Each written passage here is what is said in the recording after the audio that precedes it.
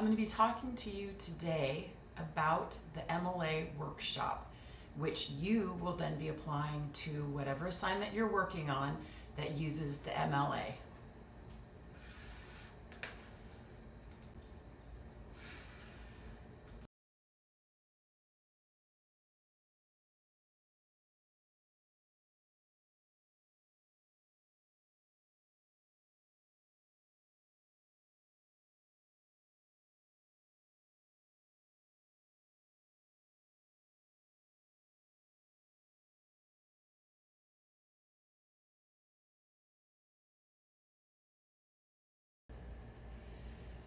Step one of the workshop is to find all the quotes. You can just use a find, put in a quote, and go through your essay so that you do not have any of these floating quotes. You don't use floating quotes. And this is an example of a floating quote.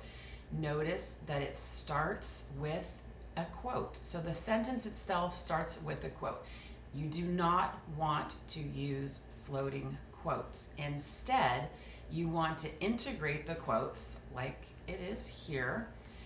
And you can see that the author, the writer here, has introduced the quote because they have a colon there, and they also have the in-text citation at the end. And here's another example of how to integrate your quotes. You really do want to integrate your quotes. You can do that by putting them with your own writing so that they have emphasis and support what it is you're saying, or you can do that with a colon as well. Here's the next step. So did you use a signal phrase or the correct in-text citation for each quote? It's either one or the other. So the first thing that you need to do is to verify that you actually have either the quote or the signal phrase.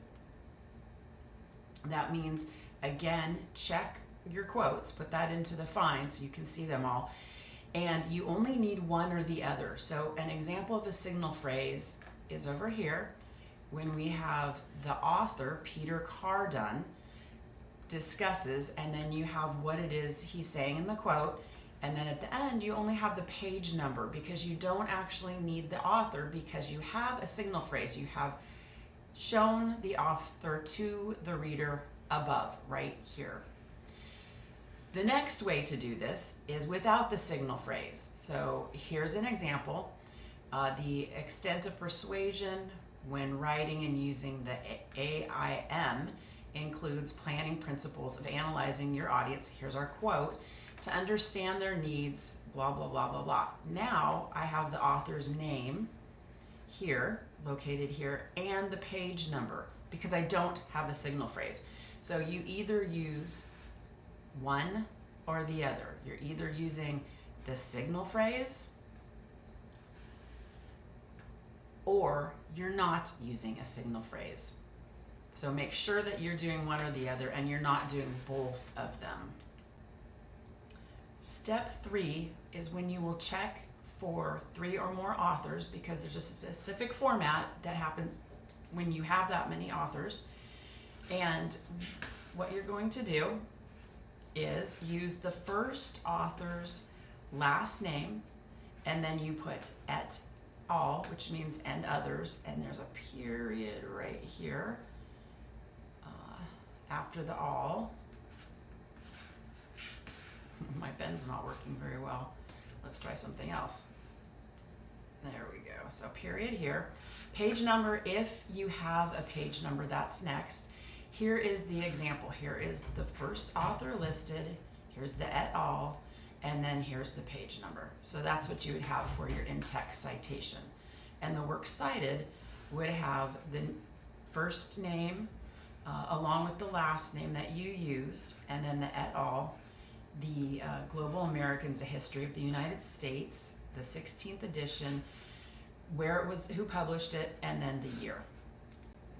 Step 4 is to check your works cited format. So you have things like a hanging indent. That's when the second line is indented. That's called a hanging indent. And so you have margins to look for. It's alphabetized. And of course you have the works cited here, and it's in the middle of the page. So make sure that you look through your works cited. Step 5 is to actually look at your paragraphing. So paragraphs should really not be longer than 8 sentences. If you see a big block paragraph that's like half your page long, you know that it does not have all the same idea. So you can look for these natural paragraph breaks with words like however, thus, in contrast, and also, and that's where you know that you need to break that paragraph. Here is some more helpful information. You're done with the steps now. However, the helpful information, depending on what assignment you're working on for class, can help you with things like using images. So if you're working on an assignment that has an image, like this example here, here's my image, you will need to have a figure number at the bottom, just exactly like this is here. So you can use the MLA 9 and include the full works cited, that's where this came from, in your figure number. And then remember that every image you use will have a figure number. So if you are working on an assignment that has multiple figures, you'll have figure 1, figure 2, and then you go ahead and use the works cited entry there. When talking about the in-text citation punctuation, there are certain ways that you should think about as far as punctuation goes with the format. It is always the easiest to add the source at the end of the sentence and punctuate as shown below. I'm going to give you an example in a minute. A comma is not necessary after the quote because you don't need one. I know sometimes people are taught that in high school. However, you definitely don't need to do that unless it interrupts the sentence, and then it is required. Here's an example. The corporate rhetoric reading explains that organizational rhetoric is implied, and here we have the information from the author, and it's integrated with the writing. So the reading explains organizational rhetoric is implied in interactions that deal with contingencies, uncertainties, and ambiguities. End quote. There is no comma needed here in this area. Notice that the only punctuation you have is at the end after you have added the in-text citation. So make sure that you don't have any unnecessary commas while you're doing the writing with the in-text citations and the quotations.